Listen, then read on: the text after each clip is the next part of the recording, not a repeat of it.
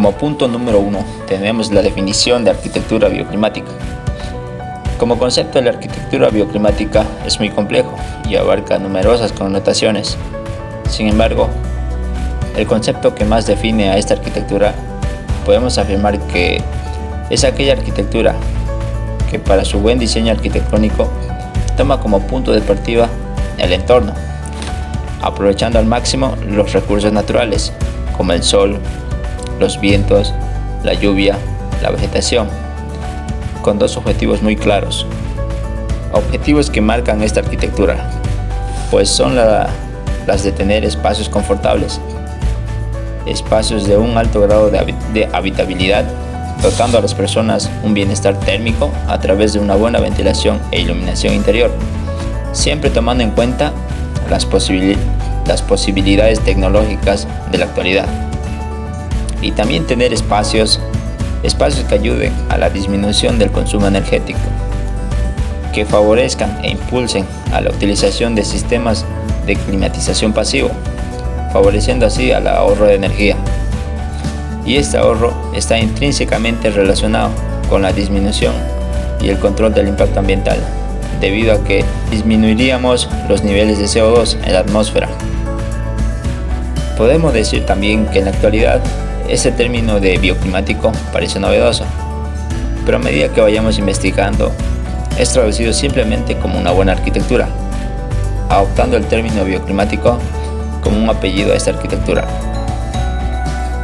Bueno, como punto número 2 tenemos el análisis cronológico de la arquitectura bioclimática. Tenemos los primeros asentamientos. Durante la Edad de Piedra, la especie humana creaba ambientes en función al clima y con el terreno y los materiales que encontraban a su alcance, con el objetivo de construir un refugio y protegerse de las inclemencias del tiempo. Conceptos como orientación, aislamiento y estudio de los vientos, parámetros tan de moda en la actualidad en la arquitectura, pues datan de los tiempos de la prehistoria. Un claro ejemplo tenemos el observatorio de Stonehenge, construido en los años 3100 a.C. Aunque se desconoce con exactitud su función, lo que le caracteriza es su relación directa con el movimiento del Sol. Este sale justo atravesando el eje de la construcción durante el solsticio de verano. Adentrándonos más en la historia de la arquitectura, encontraremos la arquitectura solar de Grecia. Pues en la antigua Grecia, el uso de la energía era utilizado como técnica de climatización pasiva para calentar las viviendas, en donde figuras como Sócrates defendían conceptos tales como: en las casas orientadas al sur, el sol penetra por el pórtico en invierno, mientras que en verano el arco solar descrito celebra sobre nuestras cabezas y por encima del tejado, de manera que hay sombra. Este simple principio de diseño fundamentó la base de la arquitectura en la antigua Grecia. Y más tarde Aristóteles defendería también similares principios básicos de la arquitectura, al afirmar que resguardarse del frío norte y aprovechar el calor del sol es una forma moderna y civilizada. Dándonos a conocer estos dos grandes filósofos que en Grecia no se construía por construir, sino que ya habían estudios que favorecían la habitabilidad de sus espacios. Entre las grandes figuras de la historia antigua es también destacable el caso de Vitruvio, pues los primeros escritos que se han encontrado que hablan sobre la relación entre arquitectura, naturaleza y medio ambiente corresponden al Tratado de Arquitectura, que corresponden a este arquitecto romano, Vitruvius, pues donde afirma tomar buena nota de los países y climas donde vamos a construir. Una casa apropiada para Egipto no lo es para Roma.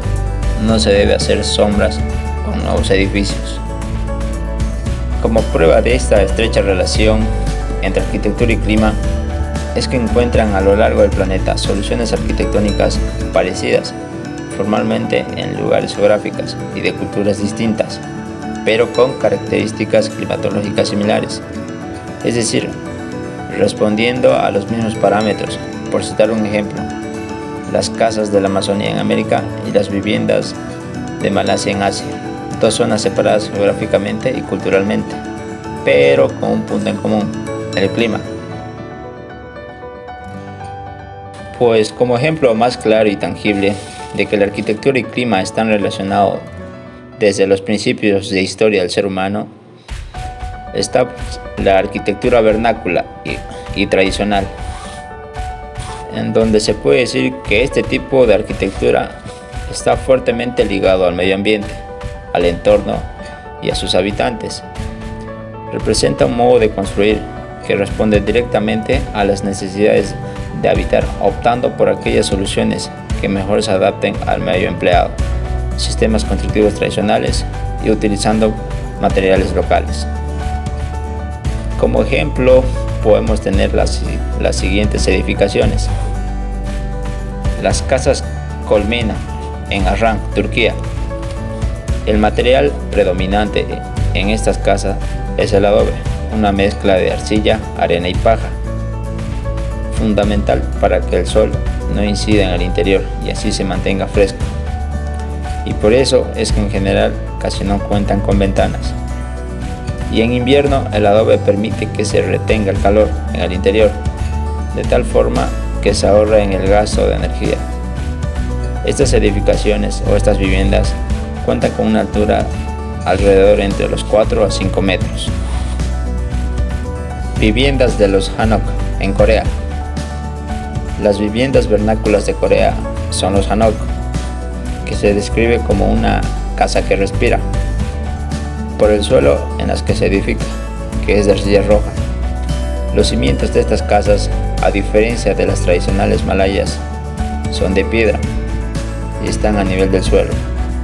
En cuanto a la estructura, está hecha a base de vigas y pilares de madera, y las paredes son de arcilla roja, lo que permite regular la humedad propia de este clima. El techo de los Hanok varía según la aldea y según la edificación y función que tenga. Para terminar con los ejemplos de arquitectura vernácula y tradicional, va a continuar mi compañera. El iglú o casa de nieve es un refugio construido con bloques de nieve. Es una de las edificaciones propias del Ártico y Alaska. Como pueden ver en pantalla, los esquimales o inuit, que es un nombre común para los distintos pueblos esquimales que habitan las regiones árticas de América y Groenlandia. Inuit significa el pueblo. Se pueden destacar 3 tipos de iglús. El más pequeño se construye como un resguardo temporal para cazadores y es de corta duración. Los de tamaño mediano sirven como morada familiar, albergando en una sola habitación. Es un espacio de descanso. Los de grande tamaño son capaces de albergar hasta 20 personas. Son permanentes y gigantes. Estructura y función. La mayor temperatura se alcanza cerca del techo, ya que el aire caliente pesa menos que el frío, como pueden observar en la imagen. La forma de cúpula permite al iglú distribuir en toda la estructura del calor. Al estar hecho de nieve por los pesos, debe terminar en cúpula. En la parte de los bloques, la nieve pisada, bloques, es decir, nieve seca compacta, es buen aislante, no conduce bien ni frío ni calor. El iglú es el ejemplo de arquitectura vernácula más conocido. Surgimiento de la arquitectura bioclimática. Se comienza a utilizar el término a mediados de los años 60, cuando los hermanos Olgay proponen la denominación, intentando crear un vínculo entre la vida, el clima y el diseño. El arquitecto y urbanista Victor Olgay, como pionero del término, afirma que lo lógico sería trabajar con las fuerzas de la naturaleza y no contra ellas, aprovechando sus potenciales para crear un confort interno más adecuado, respetando siempre al medio ambiente que lo rodea. El término bioclimático surge como un nuevo concepto pero no como un nuevo estilo o corriente para hacer arquitectura. Un edificio bioclimático busca amoldarse al tiempo del lugar de ubicación y a sus características. Los usuarios deben tener un comportamiento adaptativo, implicando que hay un doble concepto, tiempo y cultura, lo cual nos lleva a una modificación en la conducta de los individuos, en el tiempo y en sus hábitos culturales, mejorando el nivel de vida y siempre respetando el medio que nos rodea. Características de la arquitectura bioclimática. El adaptarse a la temperatura podría ser el punto más común en el proyecto bioclimático. Entre las características tenemos en cuenta el suelo, la orientación, protección solar del edificio, iluminación natural. El suelo. Tal y como observamos, el suelo tiene una gran inercia térmica, lo cual quiere decir que la temperatura de su interior a una determinada profundidad sea constante a lo largo de todo el año. Un ejemplo donde se puede apreciar este fenómeno es en las cuevas. La temperatura del suelo siempre va a ser más baja que la temperatura ambiente en verano y más alta en invierno. Sin embargo, esto depende de la profundidad y la composición del mismo. Como podemos observar, la geotermia utiliza el calor que se encuentra bajo la superficie de la Tierra mediante el uso de una bomba de calor geotérmica que es capaz de climatizar edificios y viviendas en un sistema limpio y renovable. La orientación se diseña tomando en cuenta la posición del sol para aprovechar al máximo la luz solar, pensando también en una buena ventilación en todas las áreas de la construcción. Como se puede ver en la imagen, existe la ventilación cruzada, protección solar del edificio. Podemos observar que la vegetación es una de las maneras para proteger una construcción de los rayos solares, protegiendo del sol en verano y no obstaculizando el sol en invierno. Ventanas. En este punto y dependiendo de la región en que se está construyendo, los vidrios deben contar con protección solar para disminuir la entrada de la radiación solar. Iluminación natural. No solo se trata de proporcionar suficiente luz de día a un espacio, sino de hacerlo sin producir un deslumbramiento o un exceso de calor. A través del proceso de diseño es posible conseguir interiores donde se vea reflejado un significativo ahorro de energía y dar una sensación de bienestar al usuario.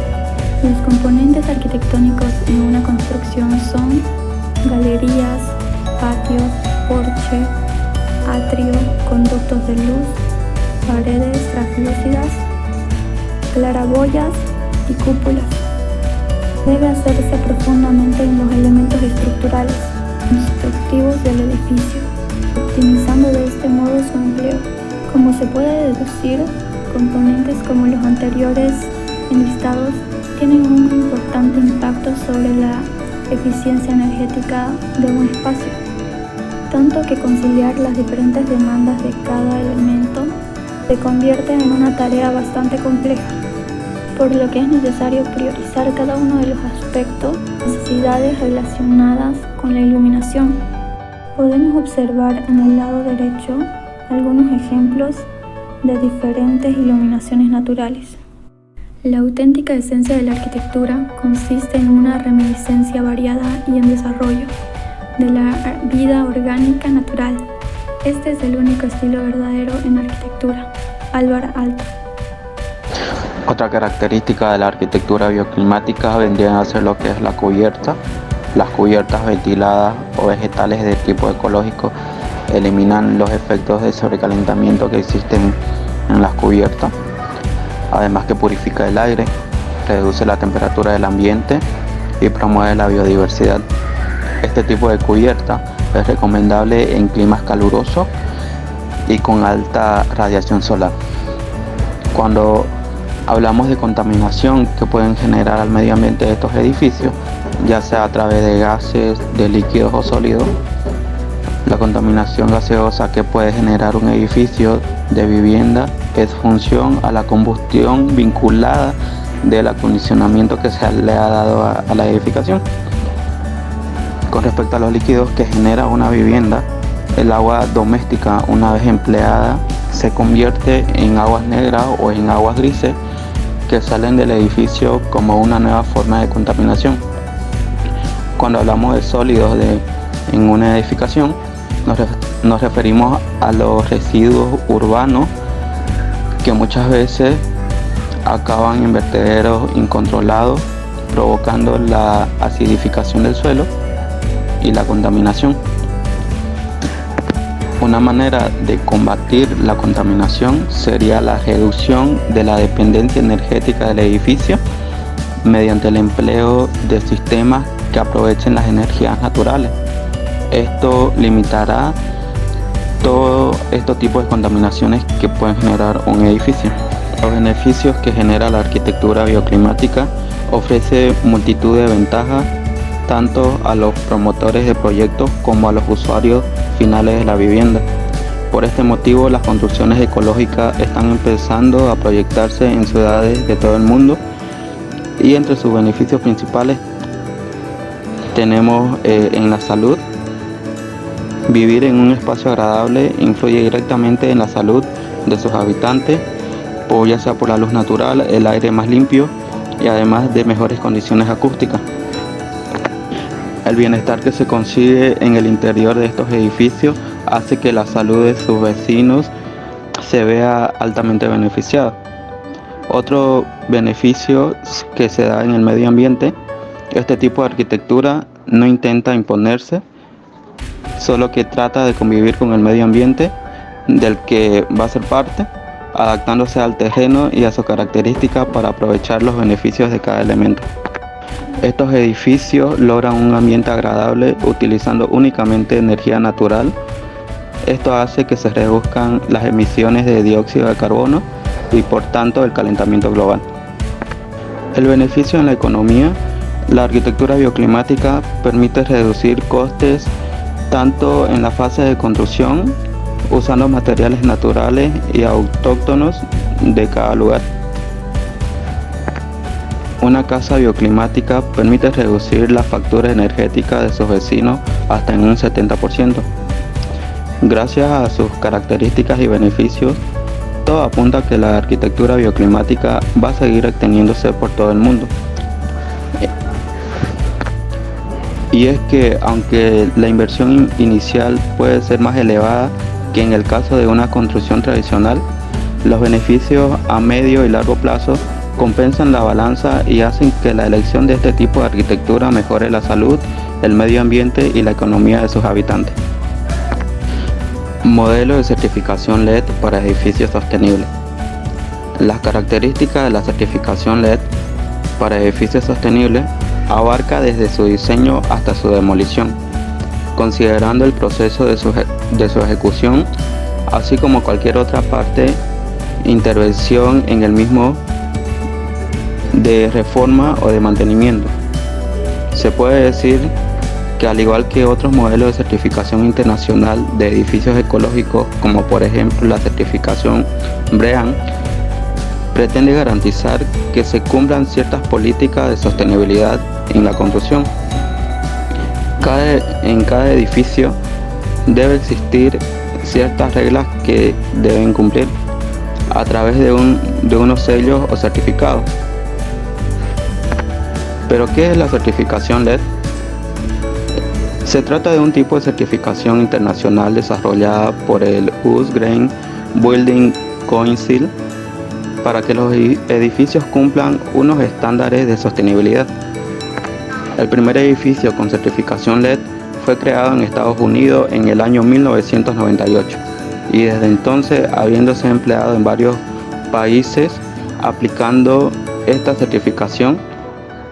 Se fundamenta e implantan en proyectos aspectos para mejorar la eficiencia energética y su respecto medioambiental, así como el uso de energías renovables, mejorar la calidad del ambiente, la eficiencia en el consumo del agua, el desarrollo sostenible respetando la naturaleza de espacios libres, así como el empleo y la selección de materiales y recursos naturales. Presenta carácter voluntario y tiene el fin de mejorar en la implantación de estrategias o actuaciones para reducir el impacto medioambiental de construcciones de cualquier tipo. Dentro de la certificación LED se distinguen 4 tipos de certificación energética diferentes que se otorgan en función a los créditos asignados o puntuación obtenida para cada edificio, que vendrían a ser los siguientes: LED platino, LED oro, LED plata y LED certificado.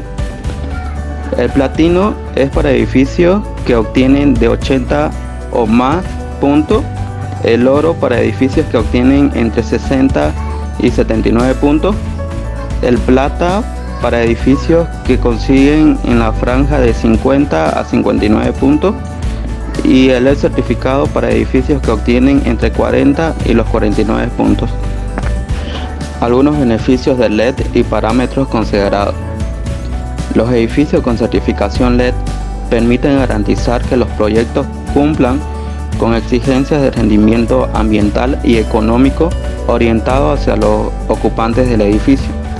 Como principal ventaja, resulta que los mismos necesitan menos cantidad de energía, tienen un consumo de agua inferior y además se reduce significativamente los costes de operación y mantenimiento. La forma en cómo distribuyen los puntos en esta certificación vendrían a ser los siguientes: el sitio sostenible, 24 puntos, eficiencia de uso del agua, 11 puntos, energía y atmósfera, 33 puntos, materiales y recursos, 13 puntos, calidad ambiental interior, 19 puntos, innovación en el diseño, 6 puntos.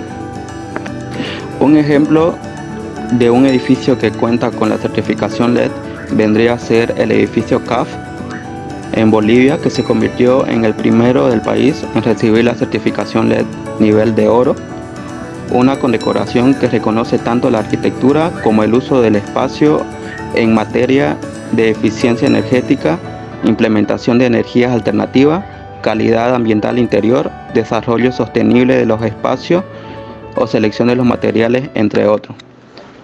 Entre las características del edificio destacan los paneles solares que generan energía renovable para su autoconsumo, la innovación en las operaciones y en el mantenimiento, además de la eficiencia del consumo del agua. Les voy a hablar un poco sobre los reglamentos de la ciudad de Santa Cruz. Reglamento de revisión y aprobación de edificios ecosostenibles. Nos vamos a centrar en el tomo 3 de edificaciones, más específicamente en el capítulo 1, que nos establece los principios de funcionalidad, seguridad, habitabilidad y sustentabilidad ambiental. El artículo 356 nos habla sobre la protección al medio ambiente y sustentabilidad. Nos dice que la sustentabilidad y protección del medio ambiente es una política municipal, por lo que se incorporan normas tanto generales como específicas en la búsqueda de un ambiente urbano equilibrado. Esto en procura de la salud y bienestar de las personas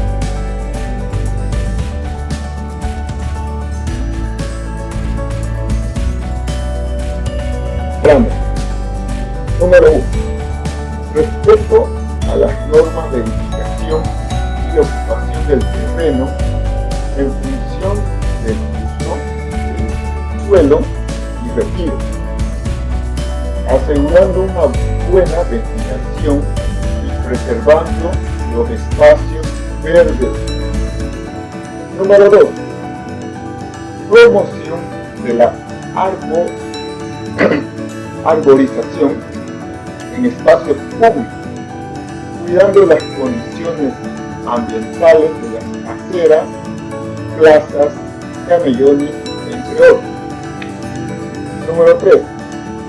El ahorro de energía y aislamiento térmico para conseguir un uso racional de energía en la edificación. Punto número 4. La selección y tratamiento de los residuos de acuerdo a los tipos de uso de la edificación. Esto en apego a la Ley 1333 de Medio Ambiente y normas vigentes municipales y departamentales.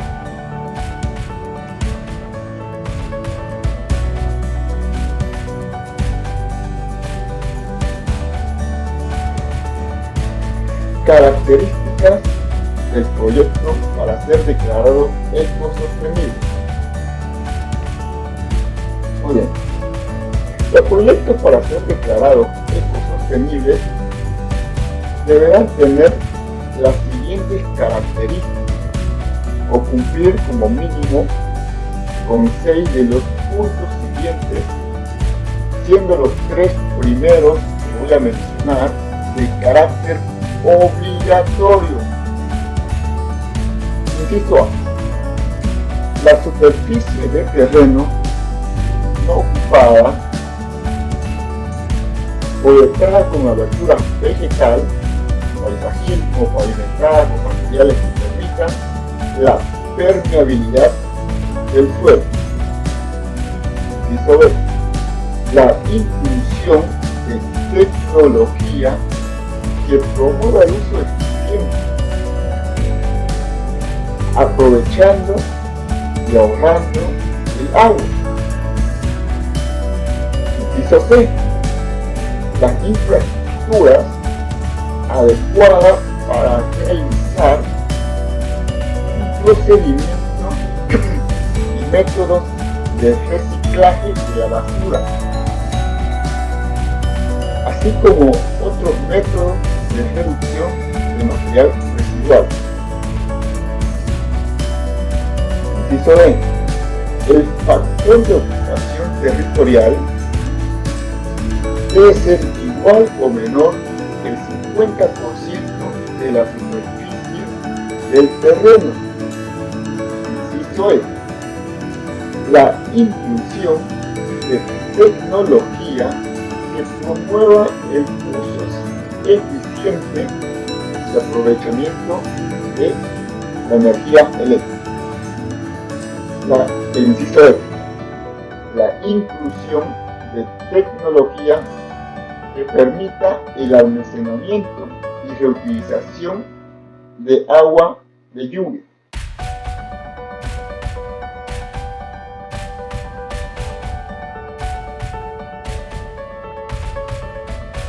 Inciso G.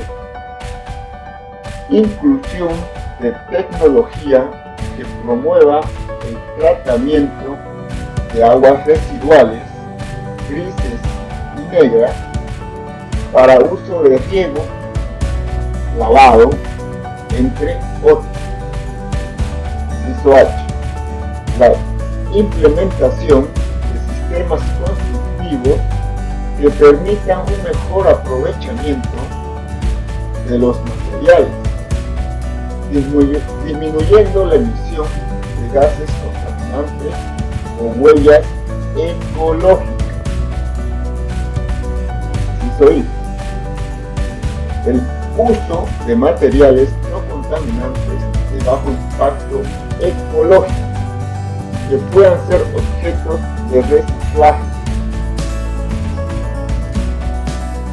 a bajo costo de mantenimiento. Inciso J. El diseño interior de ambientes que permitan iluminación y ventilación natural en un margen no menor al 80% de la cantidad de todos los ambientes. Incentivo para las edificaciones sostenibles. Los proyectos de edificaciones de grado ecosostenible ubicados fuera del primer anillo, con superficie de terreno igual o mayor a 1000 metros cuadrados, podrán beneficiarse de situar en las calles locales las construcciones de 2 niveles extras a partir del basamento, con retiros laterales y frontales. Isoler, acrecimiento del 30% del índice de aprovechamiento sobre vías colectoras. C, el acrecimiento de 20% del índice de aprovechamiento sobre vías troncales.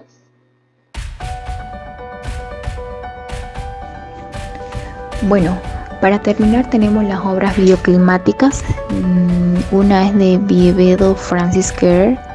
Francis Kerr creció con muchos retos y pocos recursos cuando era un niño. Él viajaba casi 40 kilómetros hasta el siguiente pueblo con el fin de asistir a una escuela que tenía una mala iluminación y ventilación. La experiencia de tratar de aprender en este ambiente tan opresivo le afectó tanto que cuando comenzó a estudiar arquitectura en Europa, él decidió reinventar sus conocimientos hacia la construcción de una nueva escuela en su pueblo natal. Con el apoyo de su comunidad y los fondos recaudados a través de su fundación, Francisco comenzó a la construcción de la escuela primaria, su primer edificio, convencido de que la educación era la primera piedra para el desarrollo personal y económico de los habitantes de su pueblo natal. Él también fue ganador de los premios sobre arquitectura sostenible en el 2009. Una obra fue en la escuela primaria, la cual el diseño de esta escuela primaria evolucionó a partir de una larga lista de parámetros incluyendo el costo, el clima, la disponibilidad de recursos y la viabilidad de la construcción. El éxito del proyecto se basó tanto en abrazar y negar estas limitaciones, con el fin de maximizar los resultados con los mínimos recursos disponibles. Se utiliza principalmente una construcción híbrida de arcilla y barro. La arcilla está disponible en abundancia en esa región y se utiliza tradicionalmente en la construcción de las viviendas. Uno de los desafíos para este arquitecto fue cómo explicar el diseño y los dibujos a su público, ¿no? A las personas, ya que ellos no sabían leer ni escribir, así que era un desafío. Le acompañó durante toda la duración del desarrollo del proyecto. También podemos ver acá un poco de los espacios que están conformadas por 3 aulas que están dispuestas en forma lineal y separadas por zonas cubiertas al aire libre que pueden ser utilizados para la enseñanza y juegos, ¿no? Áreas recreativas, con una capacidad máxima de 150 estudiantes. Luego se puede ver las cubiertas. El techo interior de la escuela está conformada por bloques de barro suspendidos en una estructura de alambres que van colgados de viga a viga. La coronación de las paredes se lleva a cabo mediante una viga perimetral de hormigón armado que descansa en pilares de hormigón. Luego, el confort climático está garantizado por el techo, que encima de los bloques de arcilla tiene una cubierta de zinc que se despega mediante una cercha de acero. La separación entre las dos piezas establece un espacio de ventilación, así evitando el sobrecalentamiento que pueda llegar a tener las aulas. Luego, gracias a la cubierta que sobresale por delante, el edificio queda resguardado de la erosión provocada por el sol y la lluvia. También se ha utilizado una cubierta doble y ampliamente abierta, ya que al calentar el sol, la chapa de la cubierta y por lo tanto el aire que hay bajo ella pierde densidad y tiende a subir, ¿no? La cubierta exterior se encuentra levemente inclinada, de modo que cuando el aire tiende a subir, comienza a circular en una dirección y saliendo al exterior por uno de los extremos. Mientras tanto, por el extremo contrario, se absorbe el aire a menos temperatura, logrando una ventilación continua que mantiene la cubierta interior, la que corresponde a las aulas, a temperaturas aceptables y por lo tanto hace más confortable el ambiente interior, ¿no? También podemos ver las cubiertas metálicas que apoyan las barras de acero corrugado. A su vez están soldadas en unos perfiles en T que están anclados a las vías del hormigón armado.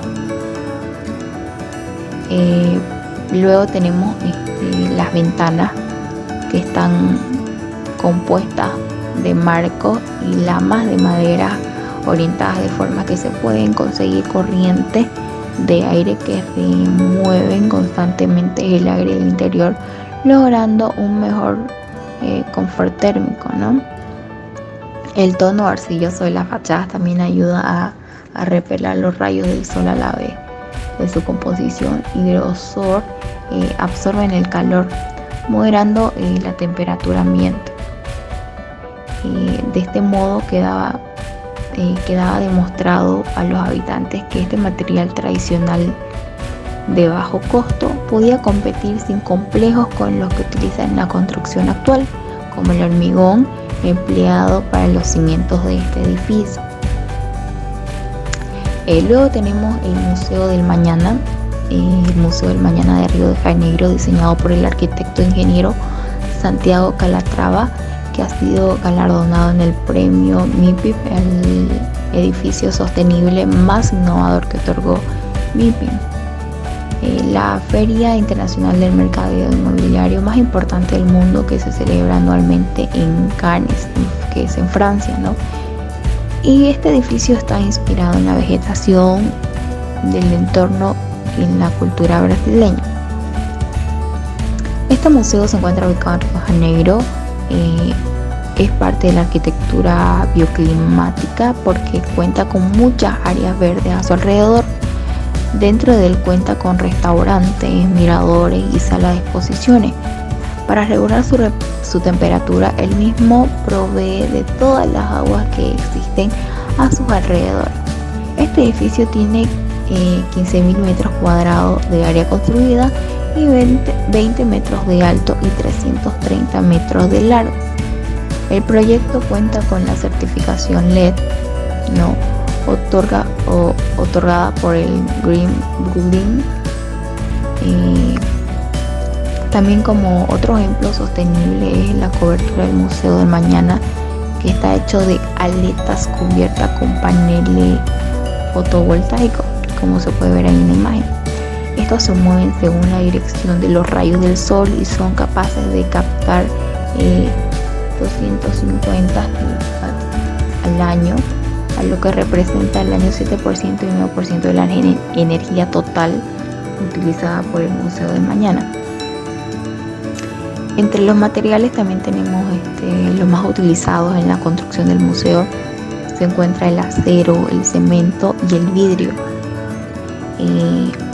Sobre el interior del Museo del Mañana, en la planta baja se encuentra el vestíbulo de entrada y el pabellón de exposición temporales, el auditorio y el restaurante. Los visitantes ingresan en las áreas de exhibición fijas ubicadas en el primer piso a través de rampas laterales. Otra cosa importante también es su geometría, ¿no? Del interior del museo es asimétrica, llenas de hermosas curvas que deleitan las miradas de los visitantes.